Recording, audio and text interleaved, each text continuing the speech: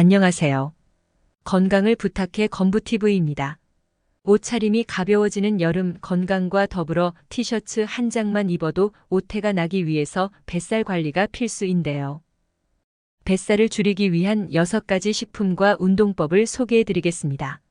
사실 뱃살을 줄이는 데 있어 중년기 뱃살만을 겨냥한 특별한 최고의 식품은 없습니다. 하지만 전반적인 체중 감소를 촉진하고 건강한 신진대사를 지원하는 균형 잡힌 식단을 구성하면 과도한 복부 지방을 줄이는 데 도움이 될 수 있습니다. 건강한 체중과 허리 둘레에 도움이 되는 식품에 대해 알려드리겠습니다. 첫째, 통곡물을 섭취하세요. 통곡물은 우리가 흔히 아는 현미, 퀴노아, 통밀, 빵, 귀리와 같은 정제되지 않은 곡물입니다. 통곡물은 일반 정제 곡물에 비해 섬유질과 영양소가 풍부하여 포만감이 오래 지속되어 배부름을 느낄 수 있어 칼로리 섭취를 줄일 수 있습니다. 일반 밀가루 빵 대신 통곡물로 된 빵, 쌀밥 대신 잡곡밥을 이용해 보세요. 둘째, 저지방 단백질인지 확인하세요.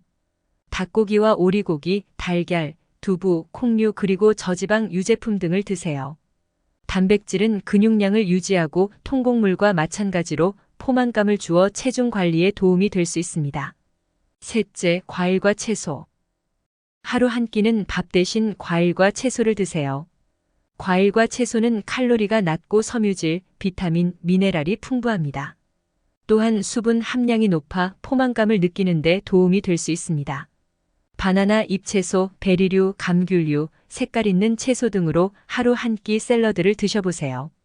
넷째, 건강한 지방을 선택하세요. 아보카도, 호두, 땅콩, 치아씨드 같은 씨앗류, 올리브 오일과 같은 건강한 지방을 드세요. 이러한 지방은 필수 영양소를 공급하고 포만감을 주며 칼로리가 높아 섭취량을 조절하는 것 역시 중요합니다. 다섯째, 섬유질이 풍부한 식품을 드세요. 콩, 렌틸콩, 통곡물, 과일, 채소 등 식이섬유가 풍부한 식품을 식단에 포함시켜 보세요. 식이섬유는 소화를 돕고 포만감을 주어 전체 칼로리 섭취량을 줄일 수 있습니다. 여섯째, 충분한 물을 마셔주세요. 물은 식욕을 조절하고 신진대사를 도와줘서 전반적인 건강을 유지하는 데 도움이 될 수 있습니다. 다만 저녁 9시 이후에는 다른 음식과 마찬가지로 공복을 유지시키기 위해 물도 마시지 말아주세요. 잠자기 3시간 전부터 공복을 유지해주면 수면의 질이 올라가 조금 더 편안하게 주무실 수 있습니다. 뱃살뿐 아니라 건강한 체중을 유지하기 위해서는 균형 잡힌 식단, 규칙적인 신체 활동, 스트레스 관리, 그리고 충분한 수면 등이 필요합니다. 먹는 걸 알아봤으니 이번에는 신체 활동, 운동에 대해 이야기해 보겠습니다. 항상 의료 전문가나 공인 영양사와 상담하여 개인의 필요와 건강 상태에 따른 맞춤형 조언을 받는 것이 좋습니다. 중년의 뱃살을 빼려면 유산소 운동, 근력 운동, 코어 운동을 함께 병행하는 것이 효과적일 수 있습니다. 뱃살을 빼기 위한 운동에 대해서 알아보겠습니다. 일주일의 중간 강도의 유산소 운동인 빠르게 걷기 등을 150분 이상 또는 격렬한 강도의 유산소 운동인 조깅, 수영 등을 75분 이상 하는 것을 목표로 합니다. 이는 심박수를 높이고 칼로리를 소모할 수 있는 쉽게 접근할 수 있는 유산소 운동입니다. 짧은 시간 동안 강렬한 운동을 한 후 짧은 회복 기간을 갖는 운동인 버피, 등산, 점핑 등 고강도 인터벌 트레이닝도 효과적입니다. 신진대사를 촉진시키고 칼로리를 태워 복부 지방을 줄이는데 도움을 줄 수 있습니다. 중년 운동이 중요한 이유는 나이가 들수록 근육량이 떨어지기 때문입니다. 근육량을 늘리기 위한 근력 운동을 함께 하세요.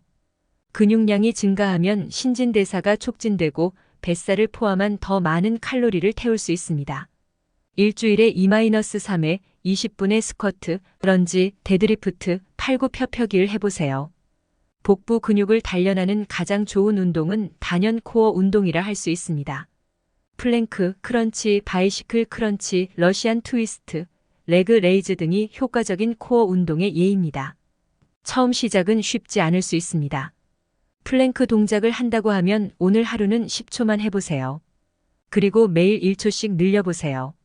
작은 성공이 모여 단단한 복근이 생기고 또한 성취감도 같이 느낄 수 있을 겁니다. 요가와 필라테스 역시 좋습니다.